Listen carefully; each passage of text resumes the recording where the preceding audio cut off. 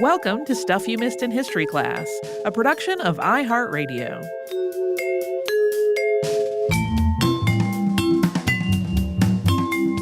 Hello and welcome to the podcast. I'm Tracy V. Wilson. And I'm Holly Fry. It's time for our latest installment of Unearthed. If you're brand new to the show, this is when, a few times a year, we talk about things that have been literally or figuratively unearthed over the last few months.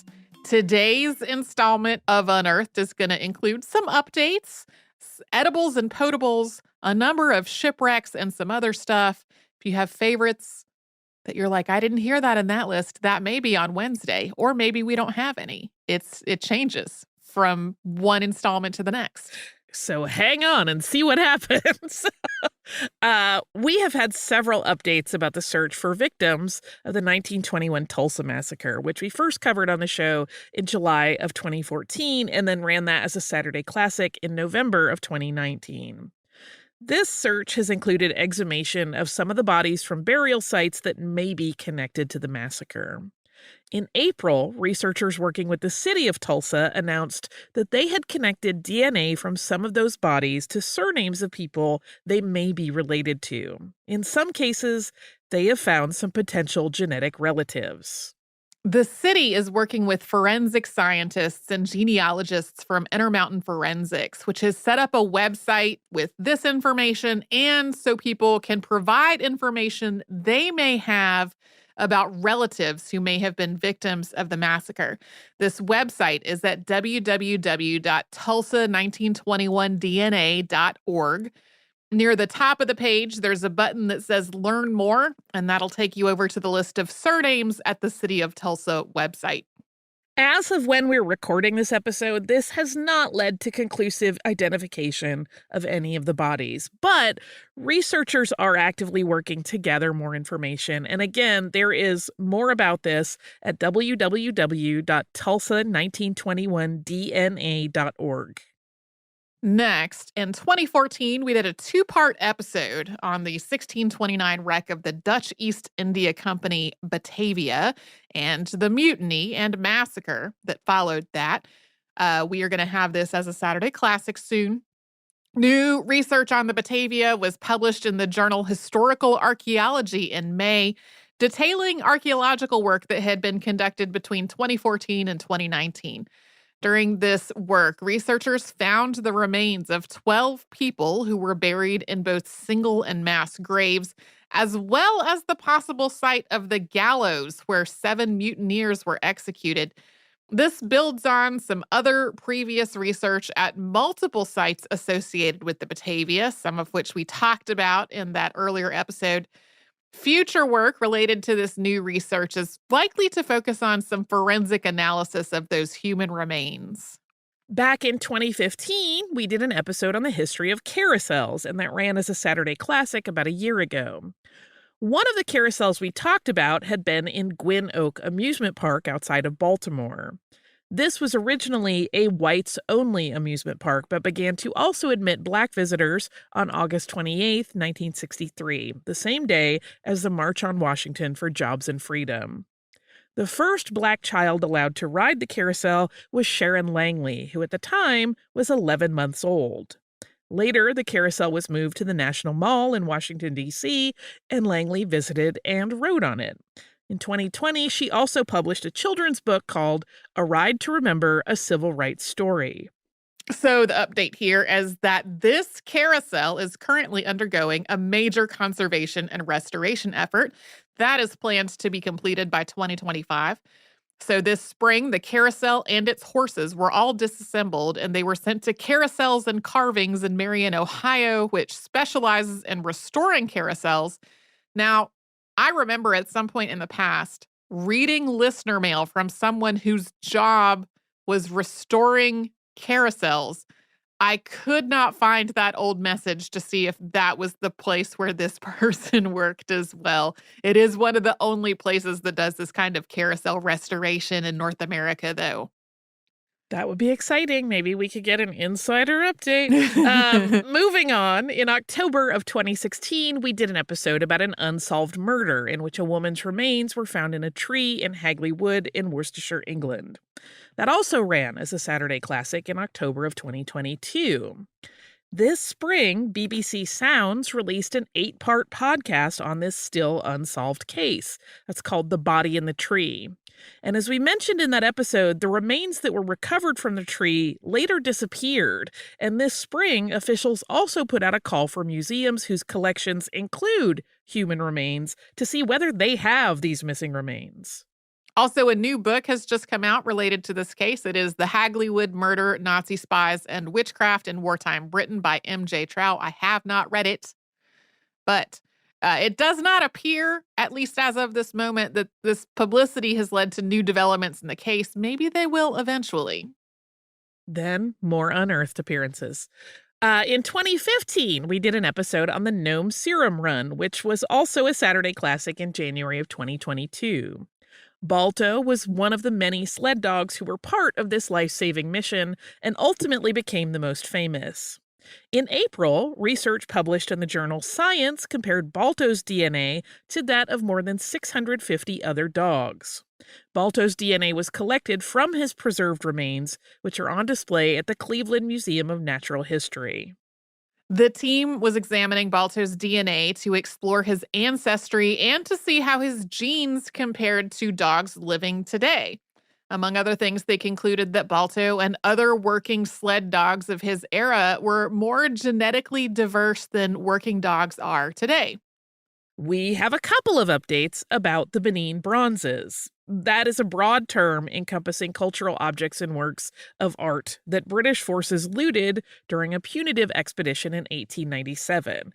We covered that expedition and its aftermath in January of 2022, and we have talked about the bronzes on Unearthed in episodes both before and after that one. Research published in PLOS ONE in April looked at where the metal used to create some of these pieces may have come from. Geochemical analysis identified one source as brass mined in Germany. This was likely introduced to West Africa as brass rings that were known as manillas, which were used as a currency during the transatlantic slave trade. There had already been some speculation that brass manillas had later been melted down and used to make these objects, but a definite ID wasn't really possible until researchers actually compared some of the Benin bronzes to manillas that had been recovered from shipwrecks. One of the things that we talked about in that 2022 episode was the question of who exactly these objects should be returned to. The Kingdom of Benin still exists, but not in the same social and political way that it did in 1897. Britain took control of what's now the nation of Nigeria during the scramble for Africa, in which multiple European nations essentially divided the continent of Africa among themselves without any regard to the continent's existing tribes, kingdoms, nations, and other entities. So Nigeria, as it exists today, includes territory that had belonged to numerous other kingdoms, including the Kingdom of Benin. So, should the looted objects be returned to Nigeria, to the Kingdom of Benin, to the Oba of Benin, since most of the items were looted from the Oba's palace? There's also a planned museum intended to house these objects, but it is not built yet. So most of the returned Benin bronzes that we have talked about on the show so far have gone to Nigeria, and then some of them have been passed from Nigerian authorities to the Kingdom of Benin. But in March, outgoing Nigerian President Muhammadu Buhari announced that these objects would go to Oba Uware II, who would be responsible for housing them in the Oba's palace or any other location that he and the federal government of Nigeria considered to be secure. This decision, while it was announced in March, became more widely known outside of Nigeria a little bit later in the spring. Reactions to this have been mixed, especially outside of Nigeria.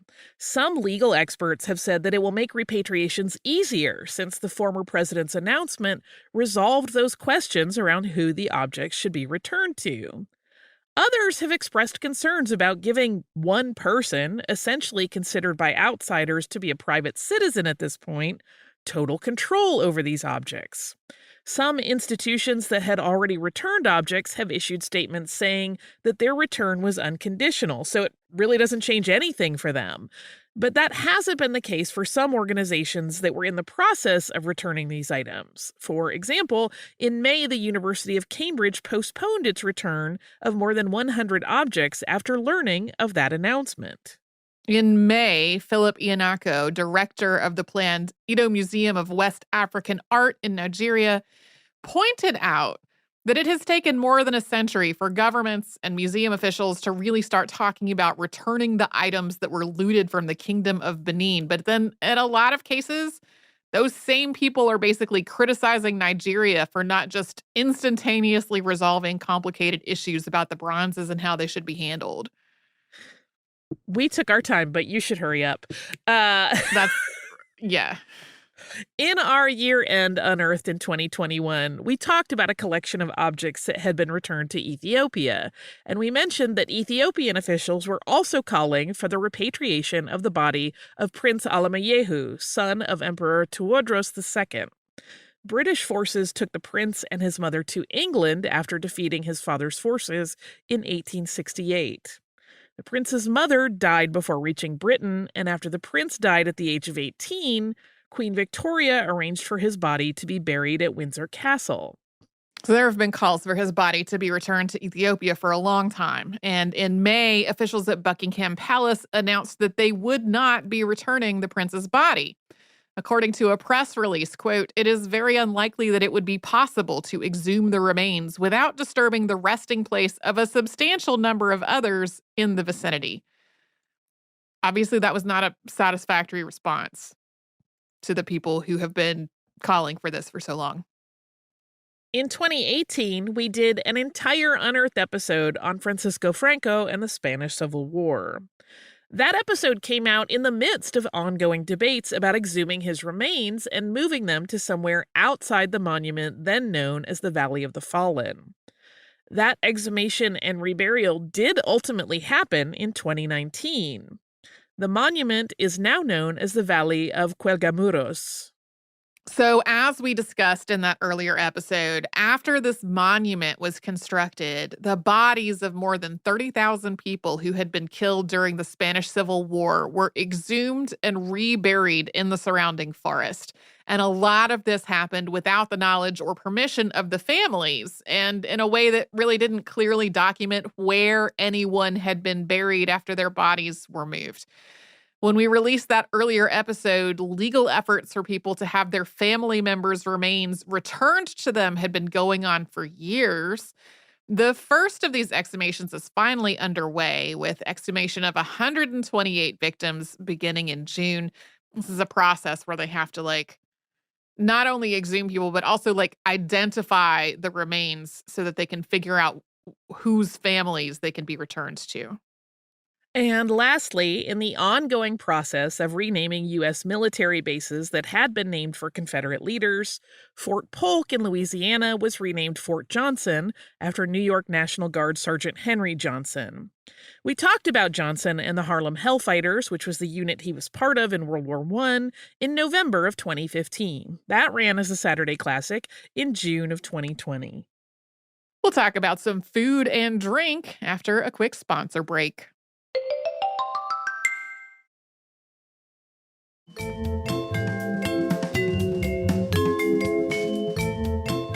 Next, we have a whole lot of finds that are related to food and drink. First, reports came out in April about an Etruscan tomb that was unearthed in the ancient city of Volci in central Italy. This is a rock-cut tomb in the Casale dell'Osteria necropolis, and it dates back to about the 6th century BCE. What makes it really unique is that it contains a brazier with coals and meat skewers from the last meal for the deceased that was part of the funerary rites. Next, researchers in southern Africa may have found the oldest evidence of humans eating snails. These are not little snails like you might think of with something like escargot today, but large land snails that could contain at least a couple of pounds of meat apiece. This is thanks to shell fragments in a rock shelter known as Border Cave, and those fragments date back to between 70,000 and 170,000 years ago. The shells had been heated by fire, possibly in the process of cooking the snails. While it's also possible that the shells could have been dropped in a fire by accident or burned for some other reason, there was also evidence of other items that were more conclusively food in the same area. There was also some evidence of edible plants in the same rock shelter. It might have been a place that people prepared food and ate it together.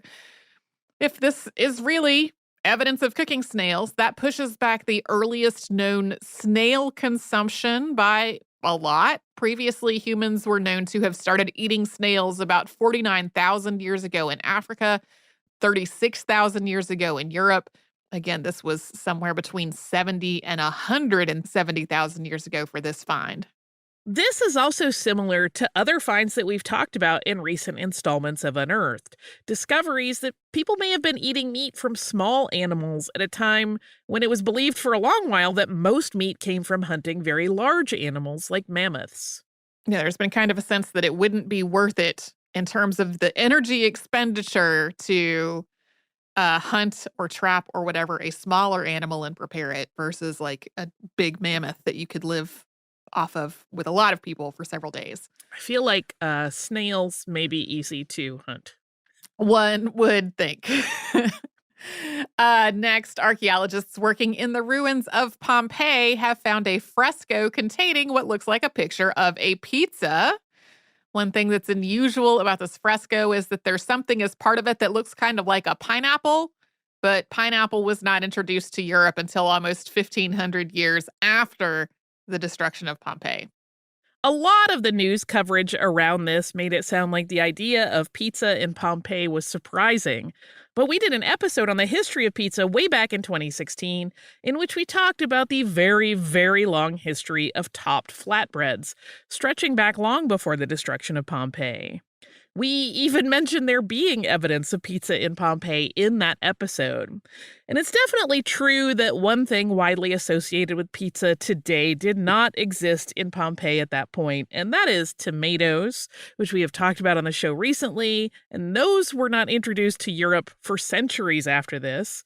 Also, although there were various cheeses in Pompeii, the pizza-like food that's shown in this fresco, alas, is not covered with it. No, that old episode on pizza does still exist in the archive. We're not running it as a Saturday Classic because of all of our live shows that have come out as episodes, that one was a little fiddly, particularly fiddly in terms of quality. Like, it always sounds different when we're in a live environment, but that one in particular had some challenges. So it's there if folks want it, but we're not going to send it to everybody. In other Pompeii news, archaeologists working at the Temple of Isis have found the remains of dozens of birds which they believe were eaten, possibly for ceremonial reasons. According to archaeologist Chiara Corbino, there had been renovations to the temple after an earthquake, and those renovations caused the temple to be slightly smaller. So priests may have conducted kind of a ritual in which they ate and also left food as an offering to Isis, kind of as an apology for the reduction in the size of the temple. The team found evidence of at least 8 charred chickens, as well as a goose and a turtle dove, and there was also some meat from a pig and some clams. Okay, this next food might strike people as a little gross, so fair warning here. I guess you could jump ahead 30 seconds. It's not too bad. According to researchers from the University of Michigan, early human foragers may have used digesta as a food source. So in this context, digesta is the partially broken down vegetable matter found in the digestive tracts of various large herbivores. So that would include things like bison. So the team looked at the nutrient contents of bison digesta, and researcher Raven Garvey concluded that with digesta as part of the mix, 1,000-pound bison could sustain 25 adults for 3 days without having to supplement their carbohydrates and things by other means. So this could have been a really critical food source where the available plant matter wasn't readily digestible to humans or during times of food scarcity. Garvey also noted that this could raise questions about gender roles in hunter gatherer societies. There's a widespread assumption that men hunted and women gathered, but if people were getting a lot of their carbohydrates from digesta rather than from gathered plants, then that whole women were gatherers thing doesn't hold up as well. Also, as a note, there's a ton of research that calls the idea that men were hunters and women were gatherers into question. This includes a paper that was published in PLOS ONE in June titled The Myth of Man the Hunter Women's Contribution to the Hunt Across Ethnographic Contexts. This paper got a lot of news coverage, and a lot of the reporting made it sound as though the idea that women may have hunted was like a brand new discovery. It really wasn't, though. This research actually involved going back through decades of already existing ethnographic studies, finding that almost 80% of them included women as hunters, like evidence of that in the study. So, in a lot of ways, this paper was more about re examining existing research and interpreting it without starting from the assumption that the men were the ones doing the hunting. There have also been, there have been a number of other papers in recent decades that have talked about women hunting or everyone doing all of the jobs because that was the only way that these societies could function, not that there being this like clear binary gender role. Next, archaeologists working in the ancient city of Metsamor, Armenia, have been excavating a large 3,000-year-old structure on columns that collapsed during a fire. What they originally believed to be ash has turned out to be a thick layer of wheat flour, suggesting that more than 3 tons of flour had been stored in this building.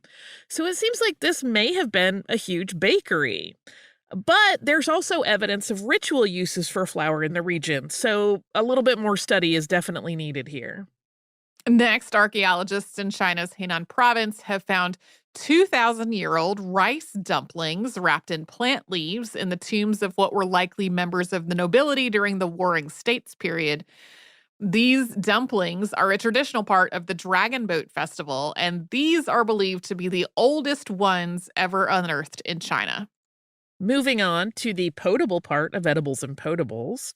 Excavations at the 2nd century villa of the Quintili near Rome have uncovered evidence of a lavish winery. This find was something of an accident. The team was actually looking for one of the starting points for the chariot racing track at the villa's arena. We should take a moment here to remind people that villa was not a country house out in a vineyard, like you may be imagining. While it was surrounded by orchards and vineyards and farmland, this was more like a miniature city. Yeah, I think the word villa has come to, to mean a number of different contradictory things. Yes. It turned out that this winery was a later addition that had been built over part of the arena. It has areas for treading on grapes and the remains of mechanical presses that would also have been used to make wine. There are at least 3 wine fountains, as well as 2 fountains that would have dispensed water. This winery also had its own dining rooms, and all of it was lavishly decorated with a lot of marble and intricate tile work. I bet it was amazing. It sounds great to me. I'd spend an afternoon there having tastings and stuff. Next, research published in the Proceedings of the National Academy of Sciences in April has examined DNA from wine grapes grown in the Negev highlands in what's now Israel. They analyzed grape pips from 3 different sites. One of the pips dates back to the 8th century and seems to be from a white grape and may be the earliest example of that type of grape found so far. Researchers believe this grape may have been used to make a sweet wine known as Gaza wine, which is mentioned in historical records, but we don't really know if there's a modern equivalent. We're not sure exactly what it might have tasted like. Other pips analyzed in this study are extremely similar to grapes that are still grown today, including the Siriki variety used to make a red wine in Greece and Lebanon, and a white grape that still grows in central Israel. Moving on from wine to beer, according to a paper published in the journal FEMS Yeast Research in April, researchers in Germany may have pinpointed the origins of lager. It's the court brewery of Maximilian the Great, Elector of Bavaria, in Munich in 1602. Although ale brewing has been around for millennia, lager is fermented differently and requires a different type of yeast. Saccharomyces pastorianus, which is a hybrid of two other yeast species. So, for a long time, the general idea has been that Saccharomyces pastorianus came about when wild yeasts contaminated the yeast that was typically used for making ale. But these researchers had a different hypothesis, and that's that people were using a cold tolerant strain of Saccharomyces eubianus to brew a sort of proto lager, and that was the yeast that became contaminated. The source of the contamination may have been a wheat brewery. At this point, Bavaria had a brewing ordinance known as the Reinheitsgebot, which mandated that beer could only contain water, barley, and hops. But wheat beers were being made in neighboring Bohemia and imported into Bavaria.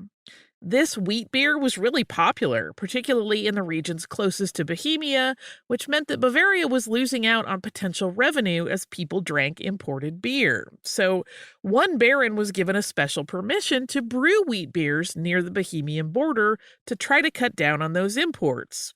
When Maximilian came to power, he took over those wheat breweries and started making wheat beer, possibly setting the stage for Saccharomyces pastorianus yeast to develop in his own breweries. Yeah, he was brewing more stuff with more types of yeast in the same place, as I understand it. And as our last beer find, researchers have found yeast and grain in the canvases of 7 Danish paintings dating back to the first half of the 19th century. That's a period known as the Danish Golden Age.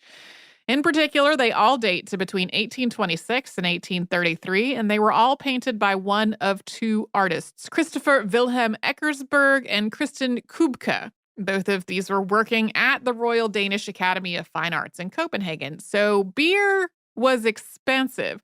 Most likely what they were doing was spreading a mixture that was made with the spent mash that's used in the brewing process over their canvases to make a smoother layer to paint on.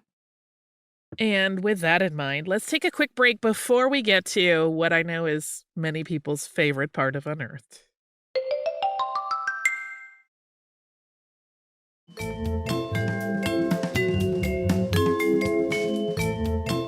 Now we're going to focus on some nautical discoveries and shipwrecks for a bit. So first, a couple of years ago, some teenagers found what they thought was just a log at the bottom of Lake Waccamaw in North Carolina.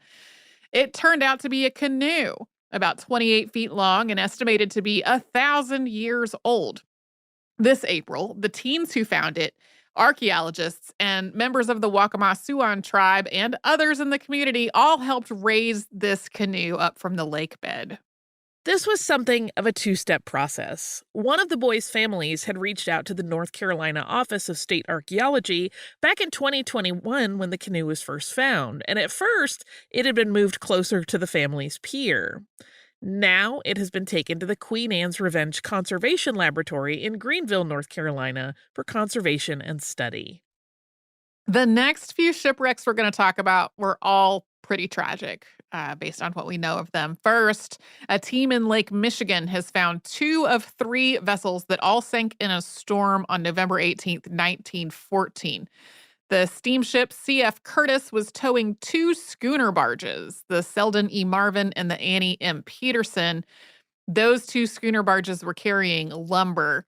Altogether, there were 28 people aboard these 3 vessels, and all of them were killed. The Curtis was found in 2021, and the Marvin was found last year, but the finds were announced in April of this year after all of the details were confirmed. The wrecks are both a bit farther away from shore than people generally thought they would be based on where they were believed to have sunk. There's also damage to the stern of the Curtis and the bow of the Marvin, so it is possible that the 2 collided at some point before they sunk or while they were sinking. Further study is planned for these wrecks, including dives to the site, with the hope of both finding the Annie M. Peterson and doing additional research on the vessels that they've already found and the items that are still on board them. Researchers have found the wreckage of the Montevideo Maru off the coast of Luzon in the Philippines. The Montevideo Maru was a Japanese merchant ship, and it sunk after being struck by a torpedo from an American submarine on July 1st, 1942. But the crew aboard the submarine did not know that the Montevideo Maru was carrying Allied prisoners of war, most of them Australians who had been captured by the Japanese. Family members had been calling for Australian authorities to search for the wreck for more than a decade. There were people from other countries as well, but the sinking of the Montevideo Maru has been described as Australia's biggest maritime disaster. And this effort to find the wreckage was a collaborative effort involving Australian authorities and companies that specialize in surveying and underwater archaeology. Now that the wreckage has been located, it's essentially a gravesite. So the plan is for it to be left undisturbed. Researchers in Australia have also found the wreckage of the MV Blythe Star. This ship started taking on water off the coast of Tasmania in October of 1973, and its 10 crew members abandoned ship. But rescuers weren't able to find their raft at sea and ultimately called off the search. One of the crew died before the raft reached land, and 2 more died shortly after. After getting to shore, 3 went for help while the rest waited on the beach. The 7 surviving crew members were found 12 days after the ship sank. And this prompted some changes to Australian maritime law, including requiring vessels to report their routes and for life rafts to be equipped with beacons. The wreckage of the Blythe Star was found during a research voyage to study an underwater landslide off the coast of Tasmania and to map what was, at that time, an unidentified shipwreck known to be in the area. This process included sonar mapping and underwater photography, and it did confirm that the wreck was the Blythe Star. Part of the ship's name is actually still visible on its bow. A team of divers has found the location of the HMS Triumph in the Aegean Sea. The Triumph was a British submarine that disappeared during World War II during a secret mission to rescue British escapees from an island in Greece. But the Triumph never arrived, and the Royal Navy declared it missing on January 23, 1942. So now that it's been found, it's not clear exactly what happened, but the submarine's hatches were closed and the periscope was retracted. So that suggests that it was diving at the time that it sank. The hull was also seriously damaged, but it's not clear what caused the damage. Possibilities include the submarine hitting a mine or being struck by a torpedo or even being damaged by some kind of explosion from within the ship. It's possible that some further study will help answer that question. Next, 2 shipwrecks discovered off the coast of Hainan Island in southern China date back to the Ming Dynasty, making them both roughly 500 years old. One of the ships was carrying an immense amount of porcelain, so many pieces that the remains of the ship itself are almost totally buried under both vessels and sand. It's estimated that the ship was carrying as many as 100,000 porcelain vessels intended as exports. The other wreck was carrying timbers, probably being imported into China for use in shipbuilding. This is being described as an important find in understanding the maritime Silk Road, because it's the first time that a ship carrying imports and one carrying exports have been found in the same area. Further study of this area is planned, but it's also challenging due to how deep these wrecks are. They are down more than 1,500 meters. In our last shipwreck, a plan to raise a 39-foot-long, 3,000-year-old hand-sewn boat from the seafloor was announced in June. The vessel was found in the Bay of Zambritia in Croatia, and it dates back to between the 12th and 10th centuries BCE. This may be the oldest surviving hand-sewn boat in the Mediterranean, and it's being raised so it can be studied further. So this process was scheduled to start on July 2nd, with the pieces being desalinated in Croatia and then sent to France for restoration probably sometime in 2024. The long-term hope is that after some restoration and study, this hand-sewn vessel can become part of the collection at a maritime history museum. And now we've got a couple of discoveries related to the Viking-era Norse. First, research published in April suggests that the Norse may have abandoned settlements in southwest Greenland due to sea level rise. The Norse occupied Greenland from about 985 to 1450, and there have been various theories about why that settlement ended. But it happened after the start of a period of global cooling known as the Little Ice Age. This seems a little bit counterintuitive because you might imagine that if the planet was cooler, more of the water would be frozen as ice and sea levels would be lower. But the weight of all the ice also pressed down on the land masses underneath it. And according to researchers, the increased mass of the ice also led to a greater gravitational effect on the water.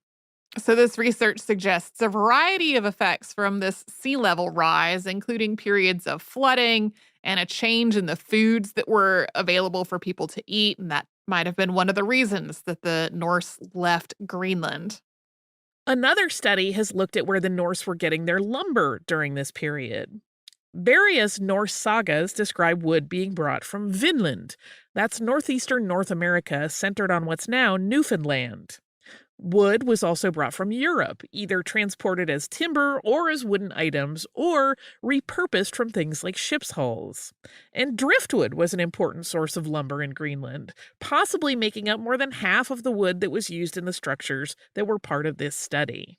These researchers looked at a collection of sites that included 4 farms and an Episcopal manor, using radiocarbon dating to confirm the ages of the wood and microscopic analysis to define which types of trees the wood came from.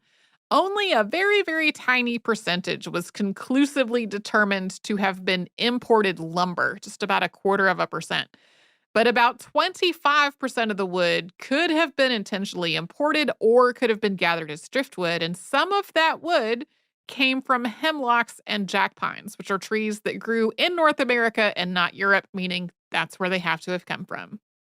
And closing out part 1 of Unearthed, we have a few surprises, starting with objects that turned out to be way more notable and valuable than people expected when they bought them. First, in 2017, a woman bought 4 ceramic plates at a Salvation Army for $8. It turns out those plates were made by Pablo Picasso, and she sold 3 of them for more than $40,000. The 4th plate is signed by Picasso, and it is currently in a safe deposit box. While all of this happened in 2017 and 2018, it made headlines this year after the buyer told her story on TikTok. Next, last year, an antiquities collector heard that the former St. Paul's Presbyterian Church in Philadelphia was going through a conversion after being sold, and that collector offered to buy the church's stained glass windows. Settled on a price of $6,000. But then when the buyer had the windows appraised, turned out they had been made by Tiffany Studios and they were worth as much as $25,000. They wound up selling at auction for $100,000 each. And an old metal cylinder sold at a flea market in Hertfordshire for £20, it's about $25, turned out to be a late medieval hand cannon made of bronze. It was sold at auction in June for £1,000. And lastly, these are not things that people sold, but we have 2 art surprises. First, an X-ray fluorescent scan has revealed that Pablo Picasso's 1900 painting Le Moulin de la Galette used to have a dog in the foreground, a little brown spaniel dog wearing a red bow. It's very cute. Picasso, though, ultimately painted over the dog with kind of a sort of lumpy drapey thing. It looks a little bit like a black coat draped over a chair. It's not very shaped very definitively. In the other, chef and visual artist Ernst de Witte realized that Vincent van Gogh's 1887 painting that was formerly known as Red Cabbages and Onions is not of red cabbages and onions. Those onions were actually bulbs of garlic. Which, when you look at it with that knowledge, you're like, yes, that's garlic. That is a fun place to wrap up part 1 of Unearthed. There is more coming next time. Yeah. But in the meantime, do you have listener mail? I do. I have listener mail from Rebecca, who wrote, "Hi, Holly and Tracy. Thanks so much for your recent episodes on the dictionary wars. I'm from West Hartford, Connecticut, so I grew up hearing a lot about Noah Webster. His house was a frequent destination for school field trips, and the main branch of the public library is named after him. Obviously, they left out a lot of the story for the elementary school version of his life on those tours of his house.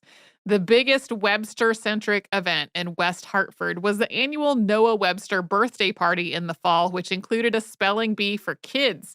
Fortunately, we did not have to spell according to Webster's particular rules, but I can't help thinking he would have sympathized with me the year I got eliminated for misspelling morgue.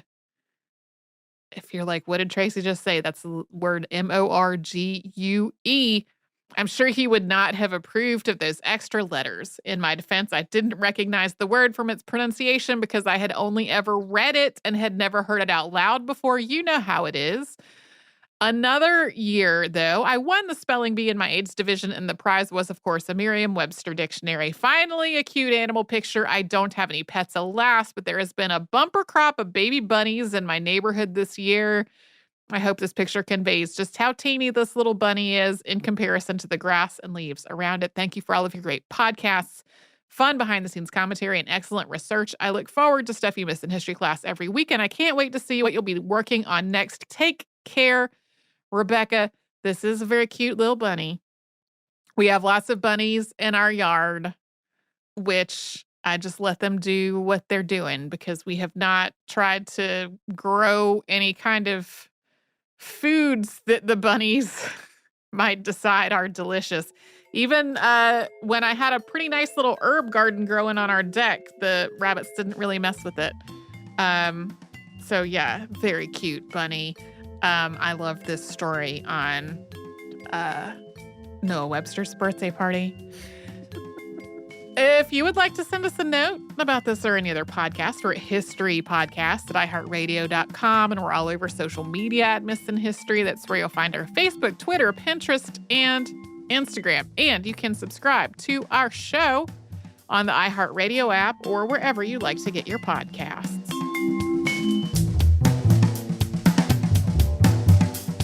Stuff You Missed in History Class is a production of iHeartRadio. For more podcasts from iHeartRadio, visit the iHeartRadio app, Apple Podcasts, or wherever you listen to your favorite shows.